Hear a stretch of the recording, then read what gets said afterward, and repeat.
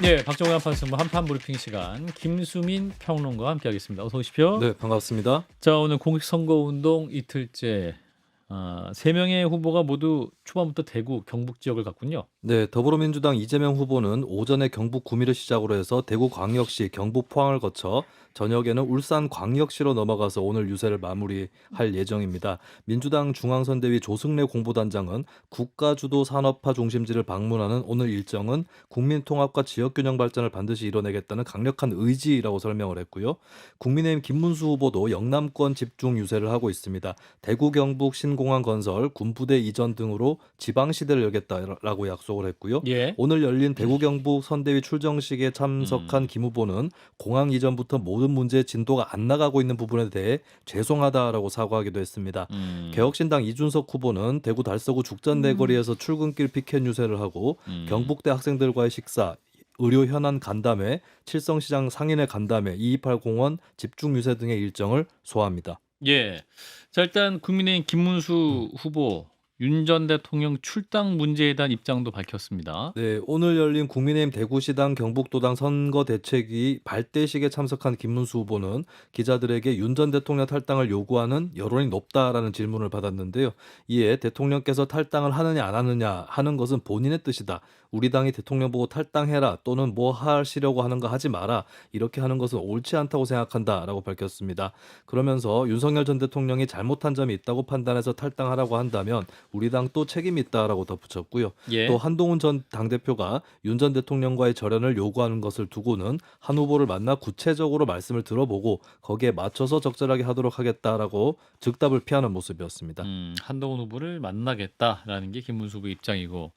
자, 오늘 이제 대구 경북을 갔는데 우리 김수민 평론가도 구미가 고향이시죠? 네, 그렇습니다. 그리고 또 구미의 아들이기도 하고 TK 전문가신데 이제 3명의 후보가 이제 대구 경북 공략했습니다. 네. 막 공략을 하면 그 대구 경북 시민들 입장에서도 우리한테 먼저 왔구나 뭐 이런 식의 의미를 가지시나요? 어떻습니까? 일단 대선 주자가 방문을 하게 되면 지역사회 어느 정도 소문은 나는 거는 소문은 나요. 네, 그거는 당연한 일이겠고 여러 주자들이 한꺼번에 마침 오게 되면은 예. 뭔가 좀 서로 구애를 하려고 오는구나 라는 생각이 들 수 있습니다. 근데 그렇다고 해서 굉장히 기분이 좋을 수만은 없는 것이 선거 네. 때는 또 정치인들이 자주 찾아왔던 것이 역사적인 사례고 그리고 지역 현안이나 이런 것들 중에 아직까지 되지 않는다라고 하는 불만도 있기 때문에 예. 이런 부분들까지 후보들이 어루만질 수 있는 그런 일정이 되어야 효율적인 선거 운동이라고 할 수 있겠죠. 예. 그리고 어쨌든 꼭 가야 되긴 합니다만 선거 일정 초반에 그래도 이걸 넣었다라는 측면에서 그래도 그 TK 민심에서 누구를 더 유력하게 좀 유효하게 볼까요? 이를테면 김문수 후보가 왔을 때는 그래 왔구만 이렇게 생각할 수 있을 것 같고 이재명이 먼저 왔어? 뭐 이렇게 생각할 수 있을 것 같고 네. 이준석이 그래도 보수의 적자로 인정받으려고 하네 뭐 이런 식의 인식? 일단 대구 경북민 입장에서는 누가 현재 대선 판세에서 앞서 나가고 있느냐 이 부분은 확실히 느껴질 것 같아요. 예. 그러니까 김문수 후보는 가장 유리한 지역부터 먼저 방문을 한 것인데 당내 갈등이나 이런 것들을 봉합하고 지지층 결속을 우선적으로 하는 행보라고 한다면 예. 이재명 후보 같은 경우는 득표율이 가장 낮을 것으로 예측되는 지역을 찾고 있는 거거든요. 예. 그러면 다른 지역에서는 우세하기 때문에 여기부터 먼저 온 것이 아닌가 이렇게 풀이가 될 수 있겠습니다. 그래서 일단 뭐 선거 유불리를 떠나서 누가 선두주자고 추격주자인지는 여기서 좀 판가름이 난 것이고 이제 거기에 대한 각자의 선택은 또 나중에 문제겠습니다. 자, 우리 정홍 의원님은 만약에 이제 총괄 선대위원장이셨다고 한다면 이틀째 일정에 이렇게 일정을 짜셨을 네. 것 같으시죠? 어떠셨어요? 보시고 아, 새 후보의 일정. 대구 대구로 경북. 예. 한 거요? 예. 글쎄 김문수 후보로서는 너무나 자연스러운 일이고요. 지금 집토끼만큼은 내가 확실히 잡겠다. 수성의 그런 그 의지였을 것이고 예.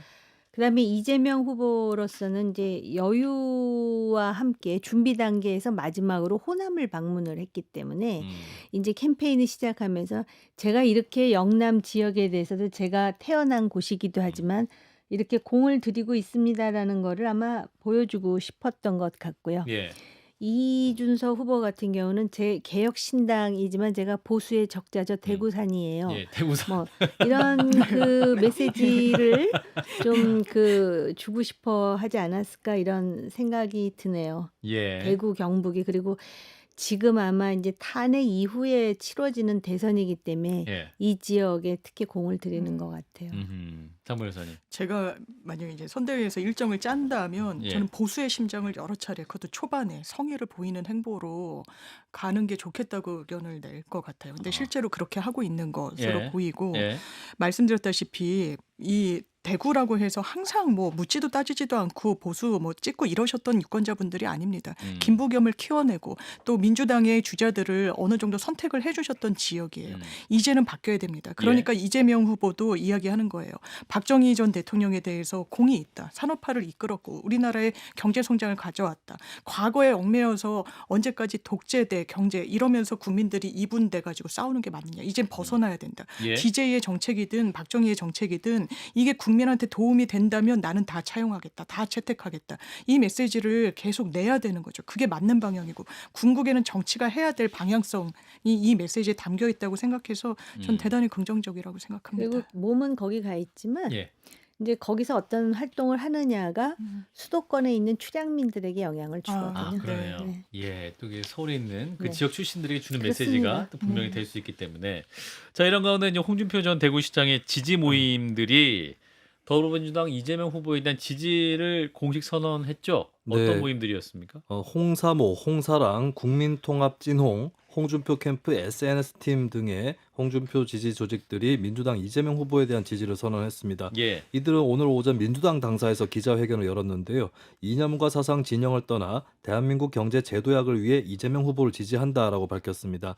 또 국민의힘이 보여준 단일화 파행이라고 거론을 하면서 국민의힘은 더 이상 대한민국을 대표하는 보수 정당이라 불릴 자격이 없다라고 비판했습니다. 예, 이런 가운데 이제 홍준표 후보가 그 토론회에서도 자주 언급했던 이병태 전 카이스트 교수 합류가 또 민주당이 결국 또 부인을 한 상황인데 어떻게 정리가 된 겁니까? 네, 일단 합류하지 않는 것으로 네. 가닥이 잡혔습니다. 이병태 전 교수가 어제 이재명 캠프에 합류한다면서 그쪽의 주류 경제학적 이야기를 전하고자 한다 이렇게 밝혔는데요. 예. 하지만 민주당은 이 전 교수에게 공식적으로 영입을 제안하진 않았다라고 밝혔습니다. 여기에는 이 전 교수의 과거 발언들이 영향을 끼친 것으로 보이는데요. 이 전 교수는 문재인 정부를 기생충 정권이라고 표현한 바가 있고 2019년 일본 정부의 경제 보복과 관련해 친일이 정상, 반일이 비정상이라고 주장한 바가 있습니다. 또 세월호 참사, 서희초 교사 사망 사건에도 비하성 발언, 2차 가해 논란을 일으킨 바가 있었기 때문에 당내에서도 논란이 됐고 결국에 합류시키지 않는 것으로 정리가 되고 있습니다. 예. 자, 일단 홍준표 전 시장의 지지 모임, 홍 시장의 로고송은 이준석 후보에게 갔고 지지 모임은 이재명 후보에게 갔는데 홍사모, 홍사랑, 국민통합, 찐홍, 홍준표 캠프 SNS팀 요 정도 팀들이면 뭔가 유효한 조직은 맞나요, 의원님? 전 잘 모르겠는데요. 아, 그래요? 제가 이제 예. 궁금한 거는 예. 이 사람들이 소위 이재명 후보를 지지할 때 홍준표 후보의 입김이 작용한 건가 아니면 독립적으로 한 건가 그 부분에 대해서 굉장한 호기심이 생기고요. 예, 예. 그다음에 지금 본인은 뭐 탈당하고 정계를 은퇴하고 하와이로 갔다 그랬어요. 그렇죠. 예. 그랬으면서 사실은 리모트 컨트롤로 조커 같은 역할을 지금 하고 있는 거예요. 예. 왜냐하면은 김문수 후보가 그 한덕수 후보와 갈등이 막 첨예할 때 여러분 홍준표가 저의 선대위원장으로 그 하기로 했습니다 그랬는데 아니라 그래서 김을 팍세게 만들면서 그 와중에 한덕수 후보가 단일 후보가 되고 새벽에 뭐 그 난리를 쳤잖아요. 예. 그리고 지금 말씀하신 대로 모든 노래는 또 이준석한테 주면서 예. 공항에서 뭐라 그러냐면 이번 대결은 김문수 대 이재명이 아니야. 예. 이재명 대 이준석. 이준석이야 하면서 양자구도. 이렇게 되면은 국민의힘 내에 김문수 후보의 입지에 대해서 아하. 순기능을 할 생각이 없다라는 거는 분명히 있지 않아요? 음. 어떻게 아직까지는 이준석 대 이재명이라는 물리적 증거가 없어요. 음. 수치로 보더라도. 그렇죠. 그다음에 이렇게 하면서 지금 마치도 그 결론은 다 정해진 것 같지만 나름대로 여러 가지 그 수를 구사하면서 킹메이커는 아니더라도 뭐 거의 그 갑자기 이 얘기하면 안 되지만 예. 갑자기 얘기해 주세요. 아니 그 왜 뭐지 하여튼 이렇게 저렇게 상당히 그 개입을 하는 듯한 예. 그래서 본인의 존재감을 상당히 드러내는 제가 아하. 볼 때 이분 은퇴하지 않았어요. 아, 네. 홍준표. 안한 홍준표는 것 살아있다. 같아요. 예. 홍준표는 은퇴하지 않았다라는 게 정 의원님의 진단이고. 완전 현역 정치인의 행보로 좀 보이죠. SNS 더 많이 하시는 것 같은데. 예, 그러니까 아까도 부곡하에 가신 거 아니냐고 그러는데 이 국면에서 예. 홍준표 전 시장의 말이 저는 제일 이 본질을 꿰뚫는다는 생각을 많이 했어요. 국민의힘에 대한 일갈들이 이를테면 그랬던 겁니다. 김문수는 너네들의 음험한 공작을 역이용하면 안 되냐라고 묻기도 하고 이제 당신들은 정치 결사체도 아니다. 이념 집단도 아니다. 그냥 이익 집단이다라고 이야기를 하는 거예요. SNS에 예, 왜냐하면 국민의힘의 이 당원들한테 제동에 걸려서 그렇지 사실 무리수를 있는 대로 두려고 했던 겁니다. 이 지도부와 지금의 국민의힘의 기득권이 그러면 합리적이고 온건하게 생각하는 이 보수 지지층들은 부유하게 되는 거예요. 표류하게 되고 그럼 어디로 가야 됩니까? 당연히 진보 보수의 깃발을 든 민주당과 대단히 조율하기 상당히 유리한 환경이 있는 거죠. 예. 그리고 지금 시대 정신이 뭡니까? 어쨌든 계엄을 마침표를 찍고 대한민국 미래로 가기 위해서 경제를 살려야 된다는 거예요. 이분들도 지금 지지 선언하면서 경제를 다시금 도약하게 하는 그 주자로서 이재명을 지지할 수밖에 없다라고 이야기를 하고 있어서 그 맥락에서 아마 외연 확대라는 깃발을 되게 진작에 들었기 때문에 그 성과가 이런 식으로 국민의힘이 굉장히 패착을 많이 하고 있는 그 이득이 민주당으로 귀결되는 것 같습니다. 자, 이런 가운데 시사저널이 방금 전 보도를 한 내용인데 김문수 후보가 5.18 그 민주화운동 기념식에 광주를 방문할 계획이다. 양양자 공동선대위원장이 이제 김문수 후보가 기념식에 참석하기로 결정했다.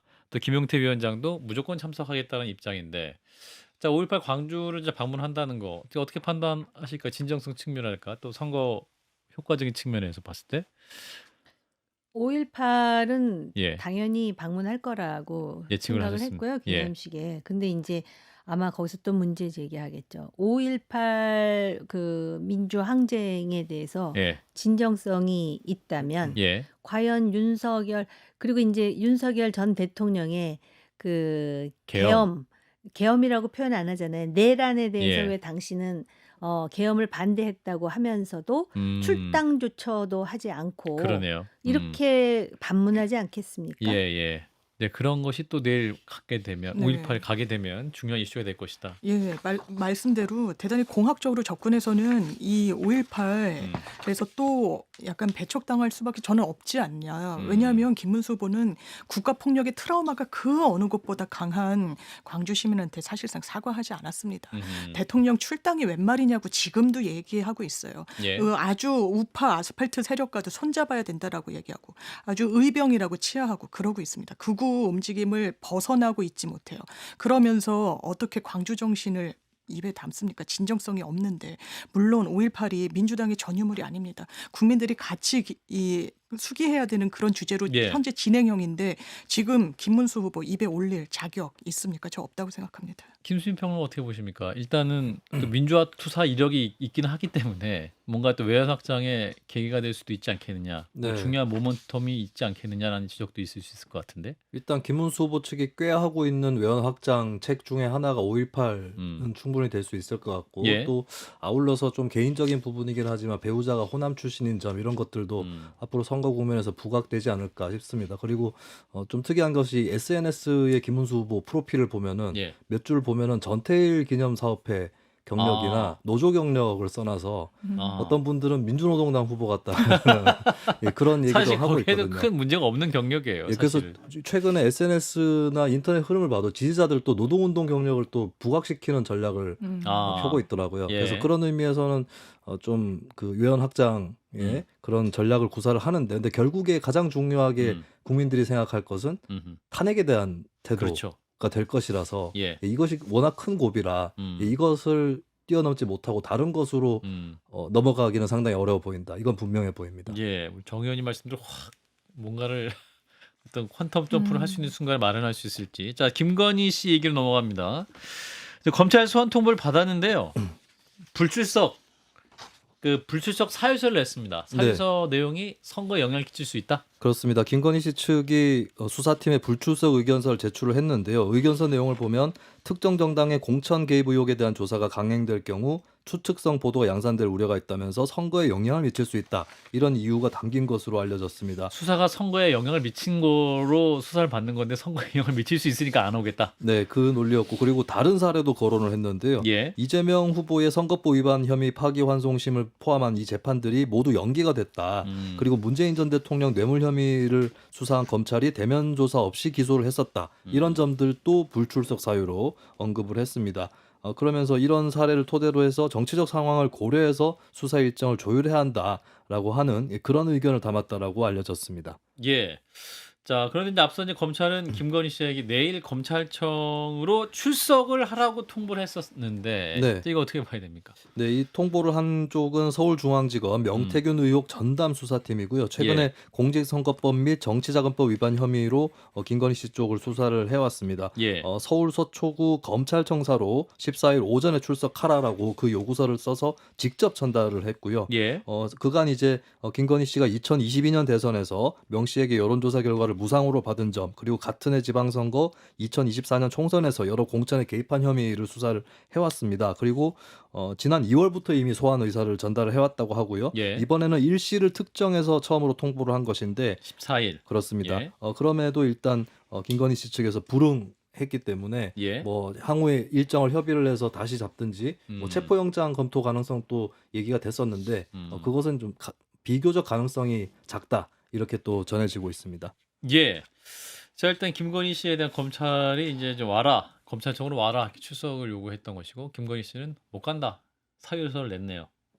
장 변호사님. 일반 피해자로서는 상상도 할 수 없는 일입니다. 아, 그런가요? 부르면 가야 되고요. 왜냐하면 체포영장 발부하니까요. 법원에 통해서 강제 구인, 소환 이런 절차에 돌입하는 게 일반 피해자들의 숙명 같은 겁니다. 예. 아직도 본인이 이런 권력기관과 수사기관 위에 군림한다고 생각하는구나.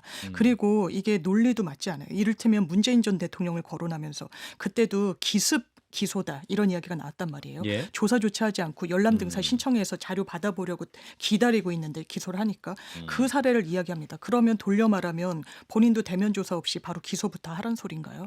앞뒤가 맞지 않는다. 이게 정확하게 수사를 받아야 될 겁니다. 너무 많은 혐의가 있어요. 그걸 2월부터 의사타진을 했다라고 하는데 왜 본인은 그러면 그때는 왜 안 갔습니까? 그때는 대선이랑도 무관했을 텐데. 그러니까 이 부분은 국민께 오만하게 보이고 국민의힘의 선거에도 오히려 본인이 이 조기 대선에 악영향을 미칠 겁니다. 만약에 정말 국민의힘의 악영향을 최소화하기 원한다면 그냥 검찰이 통보한 날에 나가십시오. 정 의원님. 김건희 씨가 출석을 하든 안 하든 악영향을 미칠 수밖에 없어요. 왜냐하면 전직 대통령의 부인이니까. 그렇기는 한데 여기 보면은 그리고 이제 뭐 나름대로 출석하지 않는 이유에 대해서 쭉 이제 이야기를 했잖아요. 예. 얼핏 들으면은 또 일견 타당성이 있어 보이기는 하는데 특정 정당의 공천 개입 의혹이라 그랬잖아요. 예. 특정 정당의 공천 개입이 의혹이 아니고요. 예. 김건희 씨의 공천 개입 의혹이에요. 그러니까 아까 이제 뭐 말씀하신 거나 같은 얘기인데 대통령의 부인이라는 이유로 그 지금 자기가 비유한 게 지금 대통령 후보 이재명 또 문재인 전 대통령을 이제 얘기하면서 자기가 그래서 나갈 수 없다. 선거에 영향을 미친다 그러는데 어떻게 보면은 국민의힘의 업보죠. 자연인이 됐지만 예. 이 김건희라는 인물이 그 소위 출석을 하든 안 하든 이거 자체가 둘 다 역기능을 할 수밖에 없는 것이 국민의힘의 업보예요. 무슨 업보냐? 권력 앞에서 아무 소리도 못하고 있다가 지금 대선을 하기 때문에 예. 그 업보를 받을 그때 누군가가 직언을 하거나 쓴소리를 하거나 해서 견제를 할 수 있었다면은 예. 그거 자체도 국민이 평가하겠죠. 좀 그런 상황이네요. 예. 그래서 지금 가든 뭐 출석하든 안 하든 만시지탄이다. 뭐 이런 측면으로 또 말씀을 지적해 주신 것 같습니다. 일단 오늘 여기까지 하겠습니다. 한판 브리핑 김수인 평론가였고요. 정호김 전 의원님, 장윤 변호사 세 분 고맙습니다. 감사합니다.